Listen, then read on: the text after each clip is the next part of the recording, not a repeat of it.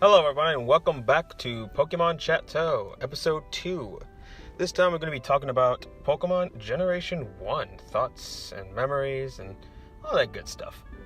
Generation 1 is really interesting to look back to. It's so primitive, yet it's so nostalgic. The covers of the game, everyone can just recognize them right away. It's also really interesting that the covers of the game have the starters as opposed to legendary Pokemon that later games would change. Like I said before, just thinking about that game brings me back to just playing it on my Game Boy when I was a little kid. With the release of the 3DS ports, I was able to play the Red version again recently, and it really makes you realize just how far we've come in these games. Hell, back in Red and Blue, hell, even Gold and Silver, you had a limited amount of space in your bag, and that was always the worst. And just some Pokemon were clearly better than others, type-wise, especially Psychics. Those are definitely broken back in the day. They had one weakness, Bug, and the strongest Bug attack was Twin Needle, that did 20 damage. So Psychics were a pretty big deal back then. Let's not forget all of the classic characters. Of course, Red and Blue have been a staple in the series. They keep returning in newer games like in Sun and Moon. They were in Black and White too as opponents. It was really awesome. Pretty much every gym leader in this generation is iconic. From Brock and Misty to Giovanni, Erica, Koga. Just about all of them are classic and just memorable in every way. Especially Giovanni, when you found out he's actually the 8th gym leader, as opposed to just the head of Team Rocket. I think that was a pretty big deal back then when you first find out about that. The music is also just fantastic in that game. My favorite theme of all time, I think, at least my favorite battle theme, is against Blue during the final battle against your rival. I prefer the Fire Red Leaf Green remix rather, but it's still my favorite tune to this day, next to versus Red and Lance in Pokemon Gold and Silver. However, there was quite a bit of problems and glitches within the first generation. Like I said, the bag space is just tiny. You get 15, 20 items and that's it. Granted, you can hold any number of the same item. You can have 1,000 Pokeballs if you want, and it only takes up one slot, which is useful. But other than that, having to go to the PC and dropping off stuff and picking up stuff. Speaking of the PC, that's another thing that was annoying.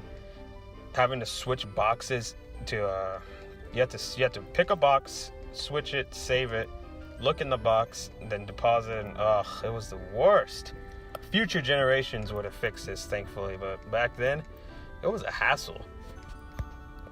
It also reminds me of the link cable you would have to buy in order to play with your friends and family, which, we actually had that, and me and my brother would battle all the time. It was a lot of fun. It was just, God, it just shows how, once again, shows how far we've come from link cables to wireless. Another big issue I had with it was the HMs.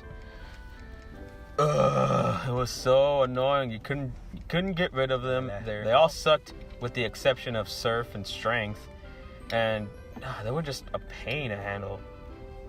Flash did absolutely nothing. Cut was a waste of an attack. It was just not needed.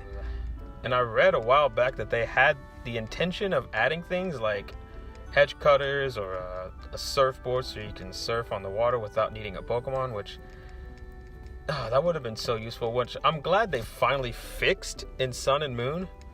Thank God. It took forever to fix, but they did it. So I'm really happy about that. But back then, again, it was just so obnoxious. And the glitches, we can't go on about glitches unless we talk about Massino, which I'm pretty sure everyone knows who that is. Weird glitch that multiplies the 6th number as a 6th item in your bag, I believe.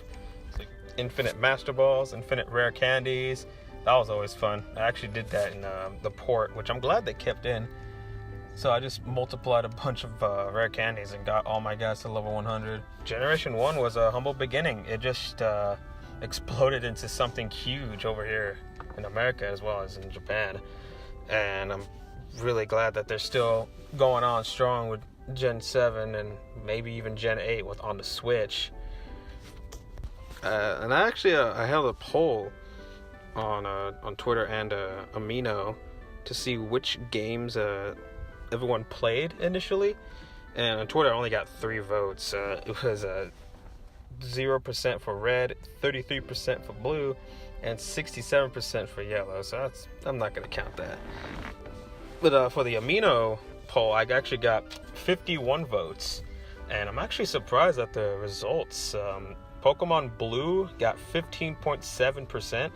Yellow got 25.5%, and Red with 58.8%. That is crazy. I would have thought that Red and Blue would be like neck and neck, but no, it's an astronomical difference. What's really interesting to me, I just realized that a lot of people didn't choose the games back then based on what Pokemon they had in it. Like nowadays, people would choose either like Sun or Moon. Like, oh, I don't want Alola Ninetales, I want Alola Sandslash, so they would go with Pokemon Moon as opposed to Sun. Back then, you just went by what color you liked. So it's like, oh, I chose Red version because Red's my favorite color, and I like Charizard, as opposed to, oh, I chose Blue version because it has Pinsir instead of Scyther. No one thought of that stuff. It was just what color you like the best, and that's really interesting to me. Let's go to what other people had to say about Generation 1. On Amino, someone who goes by Bostwick said, I like that Gen 1 was really good about letting you explore. In the games now, there's a clear first, second, etc., 8th gym, but back then, the order of the middle gyms was just about where you happened to go first. It was much more free roam, but also had a clear goal. Yeah, that's a good point. In Generation 1, pretty much any gym between 4 and 7, you can get in almost any order. Like, yeah, I could go get Erica, or I can get rid of Team Rocket and get the Silph Scope and then handle Sabrina and then do Erica later. Or you want to do Koga first. Like, it was kind of pretty much up to you. Heck, I remember playing Fire Red and I completely skipped Sabrina and went to Blaine and just got that badge and went on to the next islands.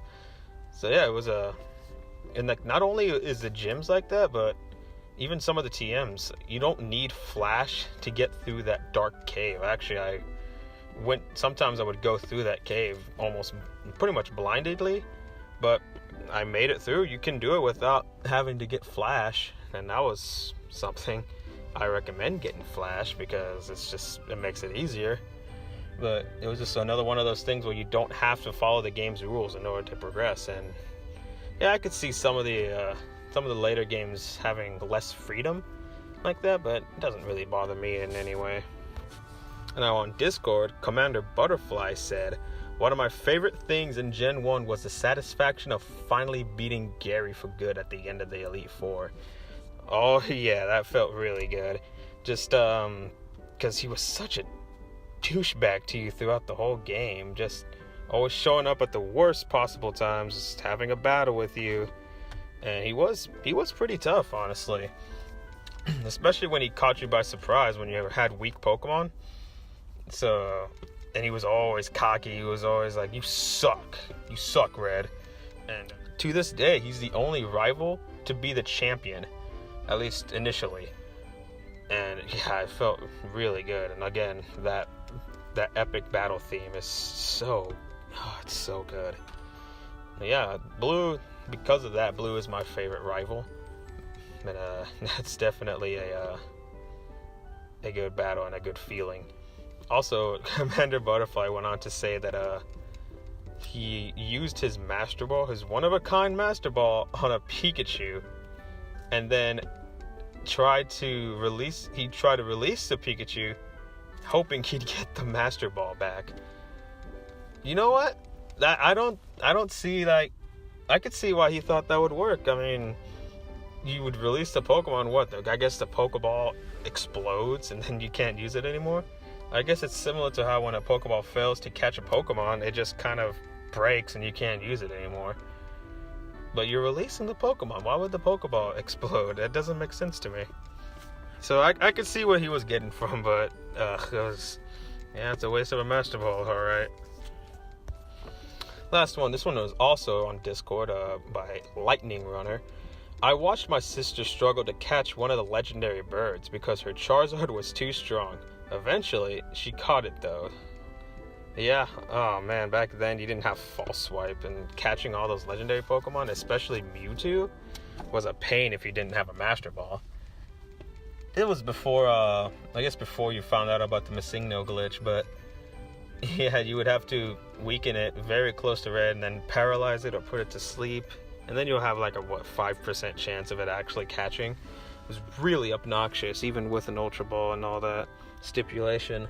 The hardest part was getting him down to low HP, which for Mewtwo had recovered, so you couldn't get him down to low HP. Oh, that was definitely annoying, but just Master Ball it. Nowadays you could just Master Ball anything. Alright, I guess that's gonna be it for this episode. Thank you for listening. If you want your thoughts and opinions on the podcast, just follow my Twitter, join on Discord, follow the Amino. It'll be all in the link below, in the description below, sorry. And we'll just, talk about what we want to talk about. The next discussion is going to be about Generation 1 Pokemon. Do the Pokemon in Generation 1 still hold up? Are they the best? Are they the worst? Do you like Generation 1 Pokemon? Do you dislike them? Let me know what you think about just the Pokemon in general. Because some definitely hold up and others are they're not so great even after all this time. But until then, thank you for listening and have a good day.